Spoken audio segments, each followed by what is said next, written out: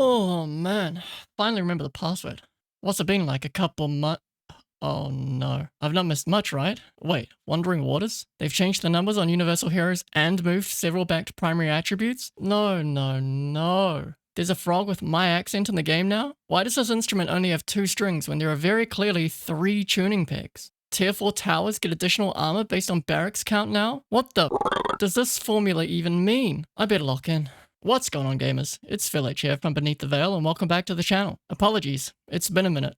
2025 was rough. Before the holidays roll in, I wanted to spend a bit of time explaining what this assist gold change actually means. If you want the short answer, it's slightly more punishing to 5-man around the map, and in situations where you mass dieback, you don't feed as much gold to the enemy. If that's all you're looking for, then happy holidays and happy new year. If you want a bit more context, then stick around. Let's start with comparing the formulas. The old formula provided a flat 60 gold to each hero that assisted in a kill, and then took the net worth of the dying hero, calculated 3.7% of their net worth, and divided that out amongst the other heroes that assisted in the kill. With the new formula, they have lowered the flat gold amount to 15, and have added 50 gold to the 3.7% of the hero's net worth that you kill, which is then divided between all the heroes who assist. If you plug that into a spreadsheet, this is what you get. As you can see, having plotted various hero net worths, we see consistent trends. In this table, we are assuming a single hero is dying. If there is only a single hero getting the assist, they are consistently making 5 gold more than they would have previously regardless of hero net worth. This percentage change simply plots that as the game goes later and later, the impact of these kills becomes more and more negligible by comparison to the past. As we plot this out further, we can see that with 2 heroes assisting, each one is 20 gold worse off than we were previously. With 3 heroes assisting, we're 28 gold worse off. And with the whole team present, each hero who gets the assist is 33 gold worse off than before. It's understandable to look at that and consider it a negligible change, but when we look at the bigger picture, things become more apparent. Since we know that it's a flat change regardless of net worth, and really the only difference percentage-wise is during the earlier stages of the game, with things tapering off to what we are more used to as the game goes on, we then have to consider what happens when multiple enemies are dying in chained kills. When we plot that information out using heroes at their starting 600 gold net worth to calculate everything, this is what we get back. As expected, a solo assister taking out 2 to 3 heroes gains an additional 10 to 15 gold. However, 2 assisting heroes taking out 3 to 5 heroes in a 3v3 to 3v5 situation now are losing anywhere between 60 to 100 gold each. With 3 heroes assisting in a 4v5, they're now losing 142 gold each, and if the entire team are fighting and the enemies start dying back, we are losing anywhere between 163 to 325 gold per assisting hero, depending on how many diebacks occur. To put this into perspective in terms of overall net worth loss from patch to patch, we can see with this table that playing as a full squad for a prolonged amount of time is more punishing even if you're getting kills. The takeaway from this is that if you're going for kills, you should be running as small a squad as possible to secure the kill, and should be more intentional about the target of your kills, since net worth factors more into how you're rewarded.